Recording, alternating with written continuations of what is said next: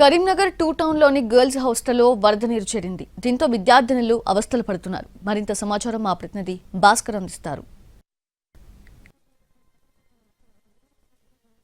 నగరంలో ఉదయం నుంచి ఎడతెరిపి లేకుండా కురుస్తున్న వర్షంతో జనజీవనం అతలాకుతలమైంది. ఇక్కడ మొత్తం కాలనీల్లో పలు కాలనీలు కంప్లీట్ గా నీట మునిగిన పరిస్థితి ఉంది. ఒక్కసారిగా వచ్చిన వరదతోటి ఆ కాలనీ వాసులు అయితే ఒక ఇబ్బందులు అయితే పడుతున్న సిచ్యువేషన్ అయితే కనబడుతుంది. మనం ప్రస్తుతం విజువల్ లో చూస్తున్నాం. ఇక్కడ ఒక గర్ల్స్ హాస్టల్ ఇది. ఇక్కడ ఉన్న నాలా ఉప్పొంగడంతో ఈ ప్రాంతం కంప్లీట్ గా కూడా నీట మునిగిన పరిస్థితి ఉంది. ఫస్ట్ ఫ్లోర్ ఎక్కి పిల్లలు ఫస్ట్ ఫ్లోర్ లోకి వెళ్లిన సిచ్యువేషన్ అవుతుంది. గ్రౌండ్ ఫ్లోర్ లో హాస్టల్ ఉంది. హాస్టల్లో కంప్లీట్ గా నీట మునిగింది. ఈ నీట మునిగిన దీంతో పిల్లలు బిక్కుబిక్కుమంటున్న పరిస్థితి అయితే కనిపిస్తా ఉన్నది. మొత్తం మంచాలు తర్వాత వాళ్ళ వస్తు సామాగ్రి నిత్యావసర వస్తువులు కూడా కంప్లీట్ గా మునిగిపోయిన పరిస్థితి అయితే ఉంది. వీటన్నిటినీ కూడా ఈ హాస్టళ్లలో ప్రతి సంవత్సరం ఇటువంటి వరద వస్తున్నప్పటికీ కూడా ఎటువంటి చర్యలు తీసుకోవట్లేదని ఆరోపణలు అయితే చేస్తా ఉన్నారు. మనతో పాటు ఇక్కడ ఒక స్థానికుడు ఉన్నారు, ఆయన అడిగి తెలుసుకుందాం. సార్ చెప్పండి, ఈ సిచ్యువేషన్ ప్రతి సంవత్సరం వస్తుంది కదా? ప్రతి సంవత్సరం ఇది రిపీట్ అయితేనే ఉన్నది. ఇది మేము గత పాలక వర్గంలో కూడా మేము లేవైతే జరిగింది. ఎందుకంటే వెనక నాలది ఏదైతే ఉన్నదో మొత్తం శిథిల వ్యవస్థకు వచ్చింది. అది కూడా డ్యామేజ్ అయిపోయింది మొత్తం. అది ఆ డ్యామేజ్ అయినప్పుడు మేము పాలక వ్యవస్థలో మేము అడిగినాము, దాని గురించి రేజ్ కూడా చేసినప్పుడు స్మార్ట్ సిటీ భాగంలో కంప్లీట్ చేస్తామన్నారు.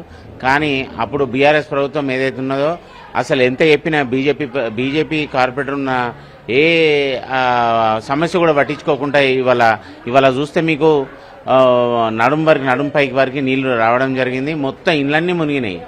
దీన్ని ఎంత దయనీయ పరిస్థితి అంటే ఇక్కడ ఉన్న ఎంక్రోచ్మెంట్ అయిందా? ఏమన్నా ఎంక్రోచ్మెంట్ కాదు, ఆ నాల పాతది, ఒక 30 ఏళ్ల కింద నాల. ఇప్పుడున్న పాపులేషన్ కున్న అప్పుడున్న పాపులేషన్ కి అప్పుడు ఏంది 6/8 కొట్టి 6/4 కొట్టింది దాన్ని. 4 ఫీట్ డెప్త్ 6 ఫీట్ వెడల్పు కొట్టింది.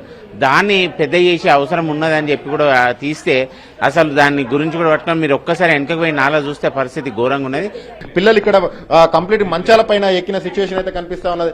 చెప్పండి, వర్షం వచ్చిన తర్వాత ఎంతసేపటికి వచ్చింది నీళ్లు? ఒక 10 మినిట్స్ లోనే మొత్తం నిండిపోయింది. లాస్ట్ టైం కూడా ఇట్లానే అయింది. ఈసారి ఇంకెక్కువ అయిపోయింది. చెస్ట్ వరకు వచ్చేసినాయి వాటర్.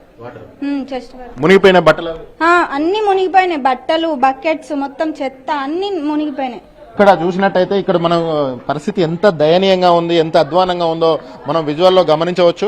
మొత్తంగా ఇళ్లలోకి చేరిన నీటిని నిర్వాహకులు, ఈ ఇళ్ల కాలనీ వాసులు ఎవరైతే ఉన్నారో వాటిని తోడేస్తున్న పరిస్థితి కనబడతా ఉన్నది. ఇప్పటి వరకు ప్రభుత్వ యంత్రాంగం ఇటువైపు రాలేదు అని చెప్పేసి అంటున్నారు. డిజాస్టర్ మేనేజ్మెంట్ టీం మాత్రం వచ్చి నీటిని తాత్కాలికంగా బయటకు పంపే ఏర్పాట్లు అయితే చేస్తా ఉన్నారు. ఇది మరికొన్ని గంటలు పట్టే అవకాశాలు ఉన్నాయని చెప్పేసి అయితే స్థానికులు చెప్తా ఉన్నారు. ఒకవేళ ఇక్కడి నుంచి ఈ నీటిని ఇప్పటికిప్పుడు తొలగించినా కూడా వీటికి సంబంధించి ఈ జనజీవనం సాధారణ స్థితికి రావడానికి ఒక 2-3 రోజులు బట్టి అవకాశాలు అయితే కనిపిస్తా ఉన్నాయి. ఒక ఫ్లోర్ మొత్తం కంప్లీట్ గా మునిగిపోయిన పరిస్థితి ఈ కరీంనగర్ ఈ మంకమ్మ తోట ప్రాంతంలో ఉంది. కెమెరా పర్సన్ సంపత్తో కలిసి భాస్కర్, NTV, కరీంనగర్ నుంచి.